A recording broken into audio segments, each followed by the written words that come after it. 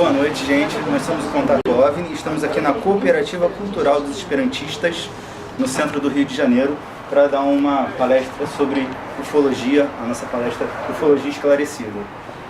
Gente, eu sou o Cristiano Gonçalves, sou fundador da organização Contato OVNI, que é uma organização no Facebook, fundada em 15 de dezembro de 2014 por mim, e se subdivide em Contato OVNI, Grupo de Pesquisa de Campo, que inclusive o Roberto faz parte, e é o título de romances e documentários. Documentário, no caso, esse que ele existe em apostila, inclusive depois eu vou falar para vocês da apostila. E romances, eu estou fazendo uma trilogia que é baseado em ficção baseado em verdade, em realidade. E isso aí é para futuramente, estou escrevendo o segundo livro dessa trilogia. Bom, hoje aqui essa palestra vai ser para, como diz o título, Ufologia Esclarecida, justamente para trazer até vocês o que é a ufologia, como começou, desde quando e como é que esse termo justamente significa objetos voadores não identificados. E baseado nessa sigla, surgiu-se então a denominação ufologia, que é o estudo desses objetos voadores não identificados e seus supostos tripulantes extraterrestres. E nasceu daí também a colocação de ufólogo, que somos nós que estudamos. Bom, eu vou começar falando sobre os Foo Fighters, que na verdade aí a gente vai ter um pré-início da ufologia. Foi antes de tudo começar. Os Foo Fighters, eles foi uma denominação para pequenas esferas luminosas que surgiram durante a Segunda Guerra Mundial, de 1939 a 1945. Essas esferas luminosas começaram a deixar em pânico os americanos, britânicos e os aliados, porque essas esferas surgiam próximo aos seus caças, acompanhavam os caças e volta e meia ultrapassavam e chegavam ao ponto até de brincar, andavam bem junto. Alguns pilotos até falavam da possibilidade deles terem entrado nos seus caças diante da tamanha aproximação que eles ficavam.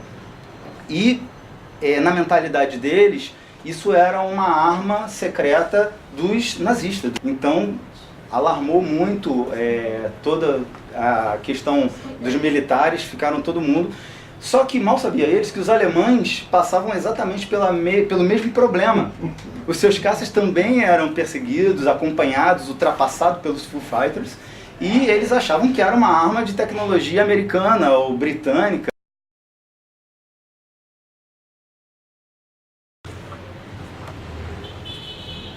Agora sim a gente vai entrar... Eu costumo dizer que a ufologia moderna no mundo começou com 2 passos. O primeiro passo foi esse daí, o caso de Kenneth Arnold. Kenneth Arnold é um piloto americano e ele ficou famoso no mundo inteiro porque foi o primeiro que teve a coragem de dizer o que ele viu no céu, muito próximo ao seu monomotor. Dia 24 de junho de 1940. Volta e meia eu vou dar uma olhada aqui, gente, que é para passar para vocês a informação correta de datas, nomes e algumas declarações, porque eu acho fundamental essa questão de essa exatidão. E como são muitas datas e muitos nomes. Dia 24 de junho de 1947, mais precisamente ao norte do estado de Washington, o piloto civil Kenneth Arnold, na época com 32 anos, voava num monomotor da Charles para Yakima, onde participava de buscas de um avião C-46 da Marinha Norte-Americana que havia desaparecido entre as montanhas de Cascade. Então, o que aconteceu? Ele procurava essa aeronave e, subitamente, ele percebe um brilho muito intenso passando próximo ao seu monomotor. Então isso chamou a atenção dele, mas ele obviamente pensou ser algum outro avião, e quando ele olhou para o lado e viu o que se tratava, ele realmente ficou alarmado. Mas a princípio ele não pensou que fosse nada de origem desconhecida. Ele sabia que na época os Estados Unidos eles já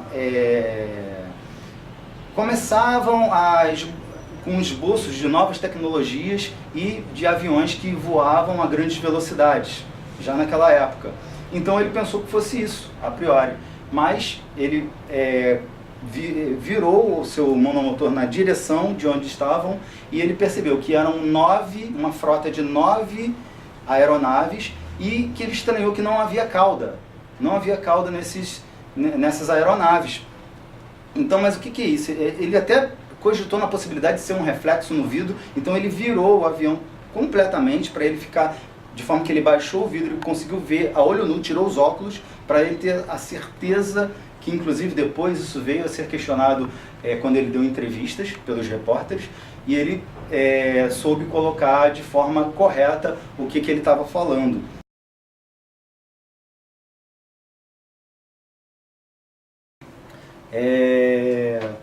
A complexidade, gente, de como eles são formados, esses desenhos, é incrível.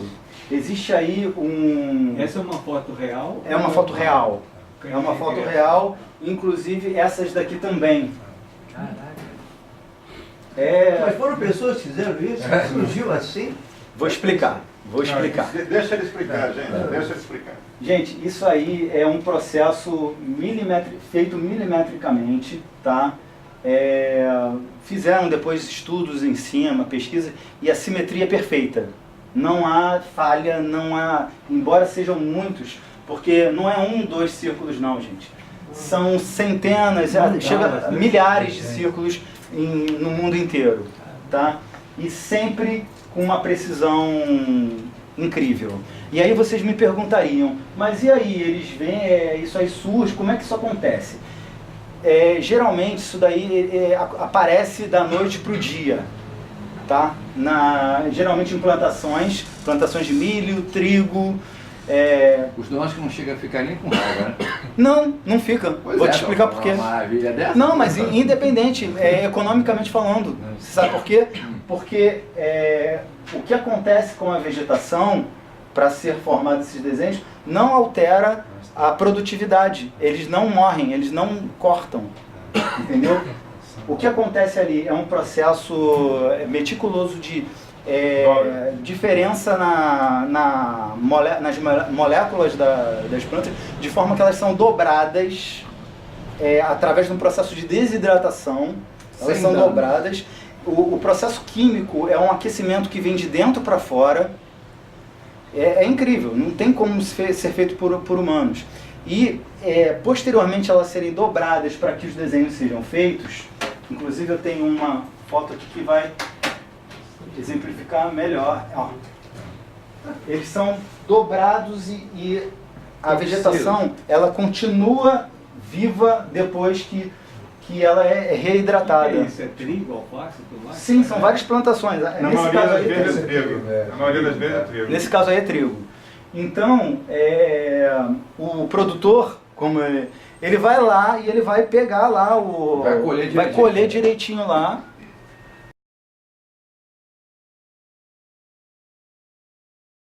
Então, dentro da ufologia no geral, os pesquisadores colocam até 7 graus. Eu concluo 5 graus, assim, eu cheguei a esse ponto, vou até explicar quando a gente chegar no 5º grau. Mas vou falar primeiro do 1º grau.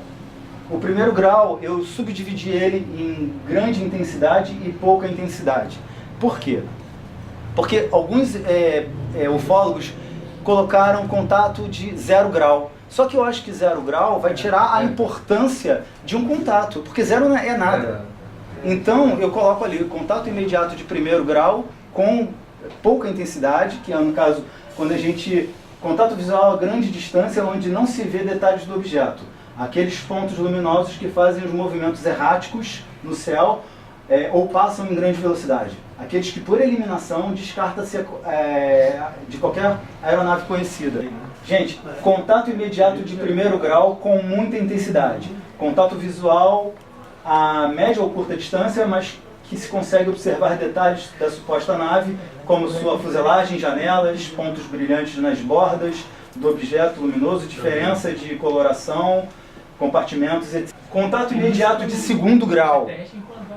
Contato também visual, mas que causa efeitos físicos, tanto em pessoas quanto objetos e locais por onde passou. Nas pessoas, geralmente ocorrem perturbações, estado de choque, queimaduras ou marcas na pele, paralisia, entre outros. Em objetos, pode ocorrer a inoperância de relógios, bússolas, desligamento da parte elétrica de carro, queima de celulares ou máquinas fotográficas, que eu espero que não aconteça na minha aqui, e etc. Em locais, as marcas da aterrissagem, seja com os tripés ou círculos queimando totalmente o solo abaixo, queima na vegetação e o exemplo mais intrigante que são os famosos agroglifos que a gente falou anteriormente. Então esses aí seriam caracterizados os contatos de segundo grau. Contato imediato de terceiro grau. Como caiu? Contato visual com a entidade biológica extraterrestre, este podendo estar dentro ou fora de sua nave. Está também dentro desta categoria o ser humano que observa ser observado pelo ET.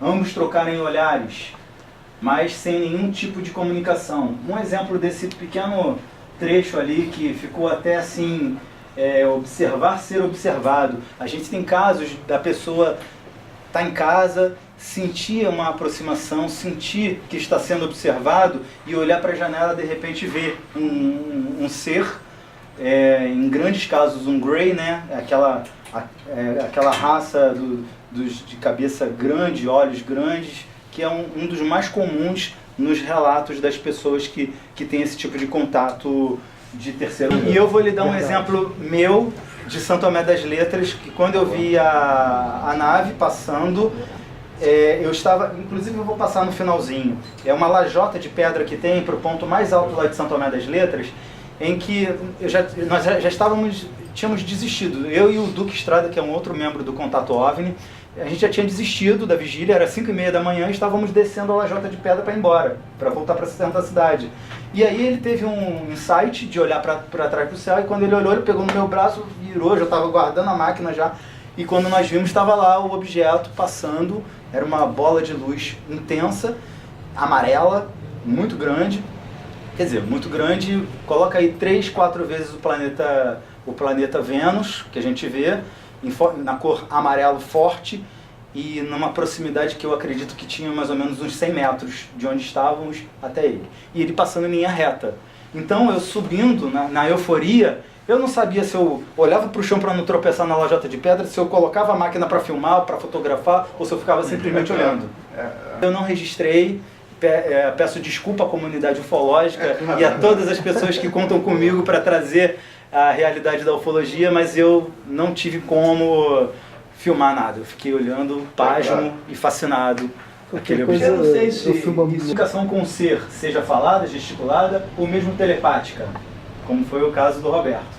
Alguns ufólogos já incluem nesta categoria a abdução, porém nós preferimos considerar uma eventual visita ao interior de uma nave, mas por livre e espontânea vontade do humano que estabeleceu o contato. Tá? E eu vou explicar por quê agora no 5º grau. Contato imediato de 5º grau, abdução. O contato em que o ser humano é levado, sequestrado, seja lá de onde estiver, e consciente ou não, embarca na nave e geralmente serve aos ETs como experimento para alguma coisa. Esta questão da abdução será abordada logo a seguir.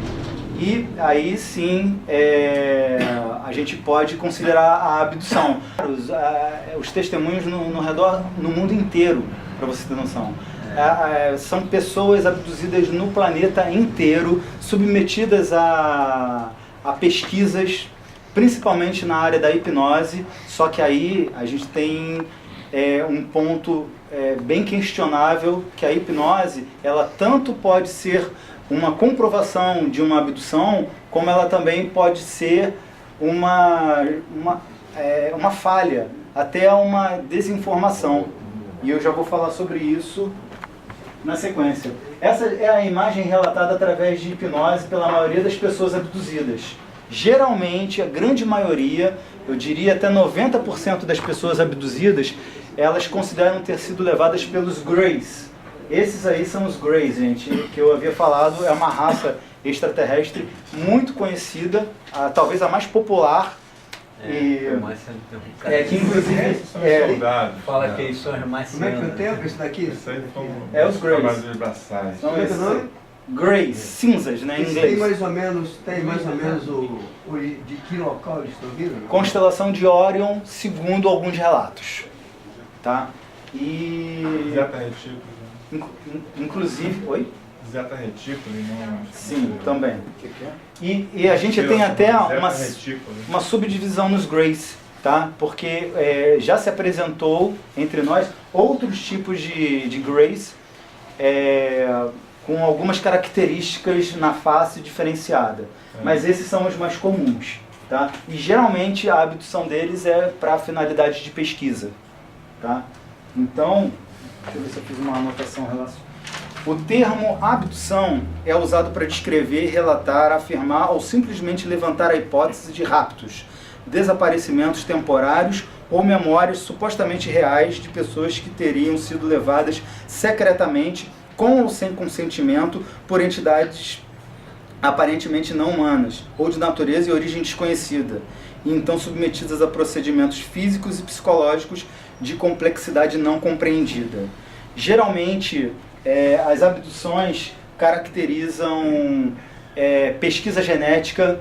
Nós temos aí pessoas que relataram em seus contatos relações sexuais, inseminação, tá? Nós temos casos de mulheres que... Isso ao redor do mundo, gente. Elas são abduzidas, elas são trazidas de volta grávidas, tá? E fecundadas, né? Não, grávida. Grávida mesmo, vai no médico e constata lá que está grávida. Sim, mas com... No sexto ou sétimo mês de gestação, ela é abduzida, a maioria delas são abduzidas novamente e a criança é retirada, tá? Ela é devolvida. Geralmente essas mulheres passam por uma grande depressão até que elas são abduzidas novamente e conhecem o seu filho dentro da nave ou em algum outro lugar. Isso acontece com homem também. Eu não estou aqui dizendo, gente, que se trata de uma realidade, tá? O que eu estou dizendo é que são muitos relatos de pessoas abduzidas ao redor do mundo apresentando essa história. Pessoas que nunca se viram, nunca se encontraram na vida e contando a mesma história, e não é de um dia para o outro. Isso já acontece há muitos anos. E essas